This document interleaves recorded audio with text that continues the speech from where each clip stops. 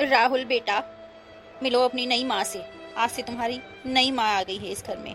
इसका नाम है कविता। नहीं दादी, मुझे नहीं चाहिए नई माँ। मुझे नहीं चाहिए, मेरी माँ मर चुकी है। मुझे नई माँ नहीं चाहिए दादी। मेरी अपनी माँ कहाँ चली गई दादी? मुझे मेरी माँ लाके दो दादी। ओ मेरा बच्चा, मत रो मेरे लाल, मत रो मत रो, आजा मेरे पास। राहुल, बात सुनो बेटा, मैं तुम्हारी माँ ही हूँ। इधर आओ, बात सुनो। नहीं, मैं नहीं आऊँगा। मुझे नहीं चाहिए कोई माँ। माँ चली जाओ यहाँ से।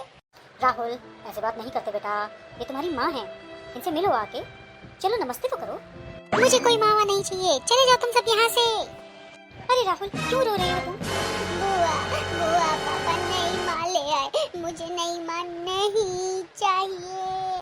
वैसे माँ, भैया ने ये ठीक नहीं किया, उन्हें दूसरी शादी नहीं करनी चाहिए थी। राहुल के बारे में तो सोचना चाहिए था ना। अरे बेटा, घर के इतने सारे काम होते हैं, बच्चे को भी संभालना था, शादी तो उसको करनी ही थी। राहुल अभी बहुत ज़्यादा छोटा है, अभी तो नर्सरी क्लास में ही है। इतनी लंबी जिंदगी वो अकेले कैसे बिताता। पर तू फिक्र मत कर राहुल बेटा, तेरी माँ मैं ही हूँ। मैं ही तुझे माँ बनके पालूंगी और तेरा पूरा ध्यान रखूंगी। तुझे माँ की कमी कभी महसूस नहीं होगी। ठीक है दादी। चल अब रोना बंद कर। वैसे माँ, सौतेली तो सौतेली ही होती है, सौतेली नाम को यूं ही नहीं रखा दुनिया ने। सौतेली माँ ने कभी प्यार भी किया है क्या बच्चों को? मैंने तो कभी नहीं सुना। लोगों के इतने किस्से सुनते हैं, सौतेली माँ तो हमेशा मारती पीटती है और दुर्व्यवहार ही करती है बच्चों के साथ। हाँ दादी, मेरे को ऐसी बातों से बहुत डर लगता है। दादी आप मुझे छोड़कर कभी कहीं मत जाना। नहीं बेटा, मैं तुम्हें छोड़कर कहीं नहीं जाऊंगी। चलो माँ, मैं क्या कर सकती हूँ, मैं तो जा रही हूँ अपने घर। कविता, तुम राहुल की बात का बुरा मत मानना, अभी कुछ समय लगेगा उसको एडजस्ट करने में। वो इतना छोटा भी नहीं है ना, वो अपनी माँ से बहुत प्यार करता था, इसीलिए तुम्हें अपनाने में उसे कुछ समय लगेगा और तुम्हें भी ज़्यादा एफर्ट लगाना पड़ेगा। मैं समझती हूँ जी, आप फिक्र मत कीजिए, मैं उसे अपना बनाने के लिए जी जान लगा दूंगी। गुड मॉर्निंग राहुल, स्कूल के लिए तैयार हो गए? ये लो बॉर्नविटा वाला दूध पी लो। नहीं, मुझे नहीं पीना। तुम मेरी सौतेली माँ हो। सौतेली माँ तो दूध में जहर मिला देती है। ये तुमसे किसने कहा राहुल? ये गलत बात है। ये तुम्हें किसने सिखाया? मुझे सब कुछ पता है। बहुत सारे लोगों ने मुझे बहुत कुछ बताया है। मैं नहीं बताऊंगा। अरे राहुल, ऐसा कुछ नहीं है, मैं तुम्हारी मम्मी हूँ बेटा। मैं तुम्हारे साथ ऐसा क्यों करूँगी भला? चली जाओ यहाँ से। मुझे नहीं पीना दूध। दादी दादी क्या हुआ राहुल, क्यों चिल्ला रहे हो? दादी, ये देखो सौतेली माँ मेरे लिए बॉर्नविटा वाला दूध लेकर आई है, जहर मिला के। नहीं माँ जी, नहीं, मैं तो इसे केवल दूध पिलाने की कोशिश कर रही थी। इसने पता नहीं ये बातें अपने मन से कैसे बना ली। चलो बहू, रहने दो इसको, मैं ही दूध गर्म करके दे देती हूँ। राहुल बेटा, तुम्हें जो कुछ भी चाहिए होता है तुम मुझे आके बताया करो। जब तक मैं हूँ तुम्हें डरने की कोई जरूरत नहीं है। पर माँ जी, आपको उसको ये समझाना चाहिए कि इस दूध में जहर नहीं है। बहू, वो तो छोटा है, मैं तुमसे भी क्या बहस करूँ, तुम तो समझदार हो। उसको एडजस्ट होने में थोड़ा टाइम लगेगा। कोई बात नहीं, इसके सारे काम मैं कर दिया करूँगी। ठीक है माँ जी।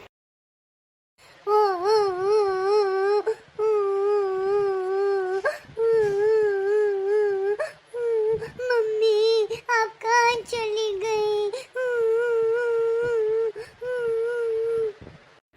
राहुल, राहुल ऐसे मत रोया करो, मत रोया करो बेटा। मैं हूँ तुम्हारी माँ, मैं तुम्हें प्यार करती हूँ, तुम क्यों नहीं समझ? चले जाओ यहाँ से। तुम मेरी माँ नहीं हो सकती। तुम बहुत बुरी हो, बहुत बुरी। राहुल, तुम ऐसा क्यों कहते हो? मेरा मन बहुत दुखी होता है बेटा ये सब सुन के। मैंने कहा चली जाओ यहाँ से। बहू, बस बहुत हुआ। मैं जब देखती हूँ जब तुम इसके पास होती हो ये रो ही रहा होता है। क्या कह देती हो तुम उसको ऐसा? माफ कीजिएगा माँ जी, पर मैं तो उसको प्यार करने की कोशिश कर रही थी। अगर तुम उसे प्यार करती तो क्या वो इतनी बुरी तरीके से रोता? दादी, इनको बोलो चली जाए यहाँ से। मैं इनसे बात नहीं करना चाहता। हाँ बेटा हाँ, मैंने उसको बोल दिया, आज ये तुम्हारा कोई काम नहीं करेगा, तुम्हारे पास बिल्कुल नहीं आएगी। आओ तुम मेरे साथ आओ, चलो मैं तुम्हें सुला देती हूँ।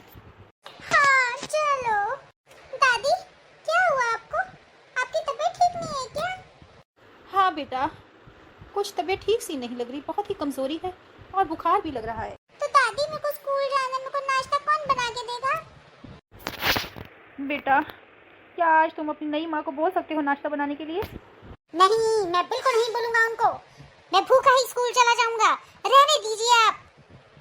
तो ऐसा करो, बिस्कुट लेके चले जाओ आज स्कूल, ठीक है?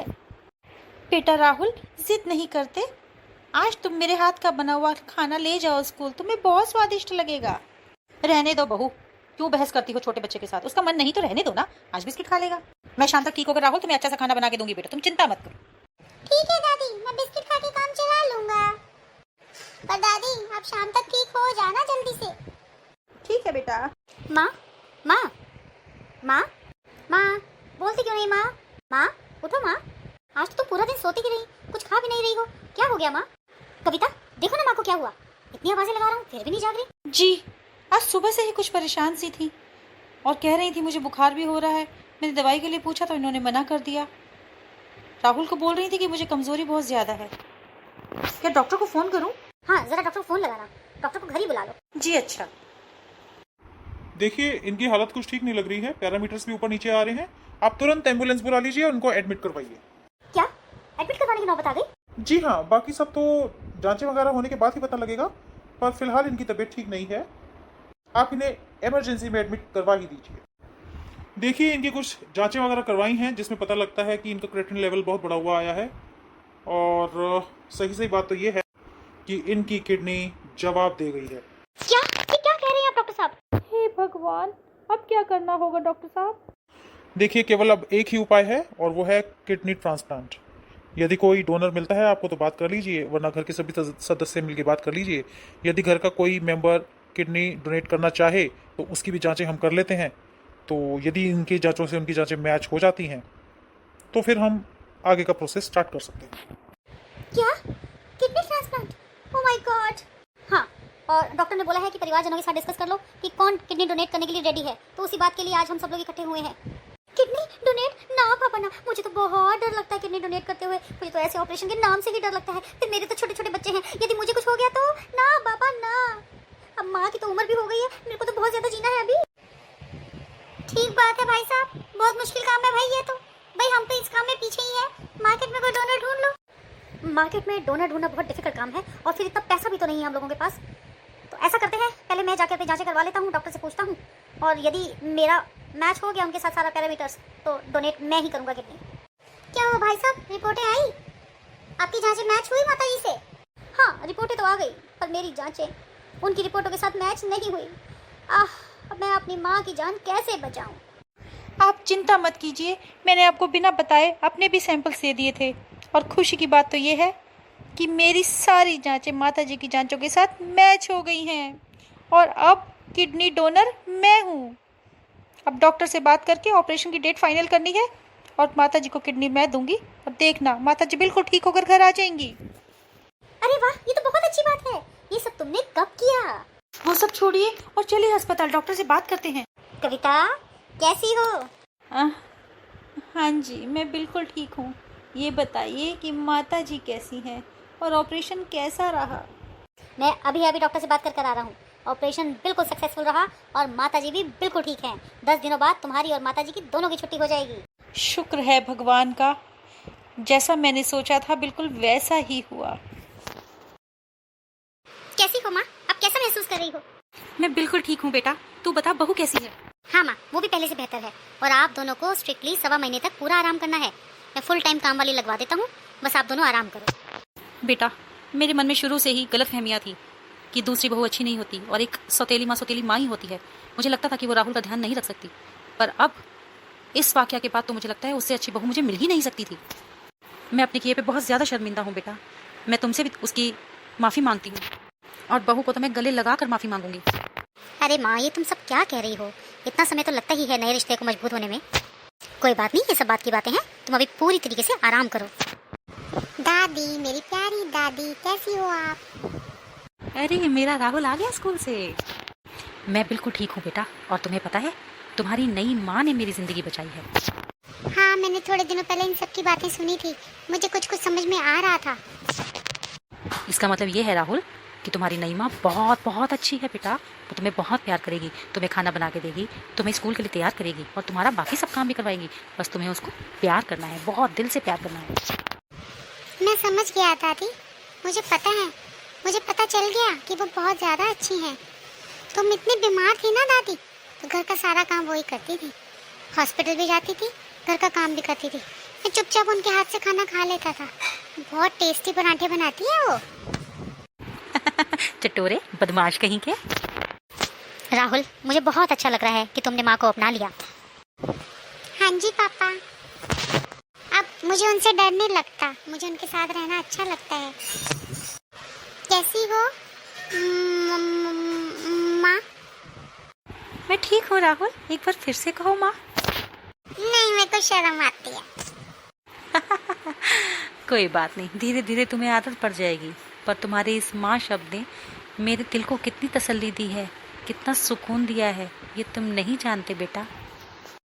मेरे को तो बस इतना पता है कि आपने मेरी दादी की जान बचाई है। मेरी दादी बहुत अच्छी हैं और दादी ने बताया कि आप भी बहुत अच्छे हो और मुझे आपके हाथ के पराठे बहुत अच्छे लगते हैं माँ। कितने शैतान हो तुम। अच्छा ये बताओ, होमवर्क ठीक से कंप्लीट कर लेते हो रोज? हाँ, अभी तो बुआ ही करा रही है, पर मैं बुआ से थोड़े दिन करूँगा। फिर जब आप ठीक हो जाओगे तो रोज मैं आप ही से तैयार होऊंगा। आप मेरे को लंच बना के देना, आप ही मेरे को होमवर्क कराना, आप ही मेरा सारा ध्यान रखना माँ। बिल्कुल ठीक। तो मेरी और तुम्हारी दोस्ती पक्की? बिल्कुल पक्की। अरे भाई, माँ बेटे में क्या बातें चल रही हैं? टॉप सीक्रेट है, हम नहीं बताएंगे। नहीं बताएंगे, नहीं बताएंगे। क्या कर रहे हैं दोनों माँ बेटे?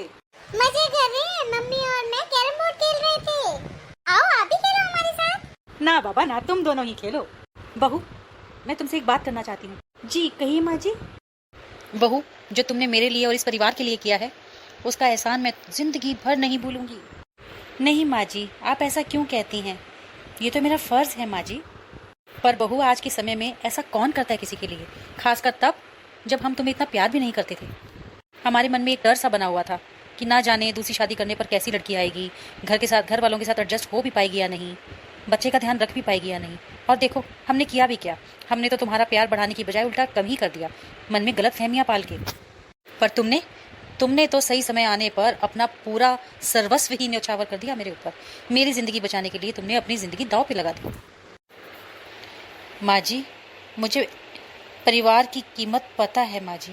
बचपन में ही मेरे माता पिता चल बसे, चाचा चाची ने ही मुझे बड़ा किया और मेरा ब्याह किया, और ब्याह भी मैंने राहुल को देखकर ही किया। क्योंकि माँ जी, मुझे एक ऐसी बीमारी है कि मैं कभी भी माँ नहीं बन पाऊंगी। जब ये रिश्ता आया तो मैंने राहुल को देख के ये सोचा कि इसके जीवन में माँ की कमी रहेगी और मेरे जीवन में इसके जैसे बेटे की कमी हमेशा रहेगी।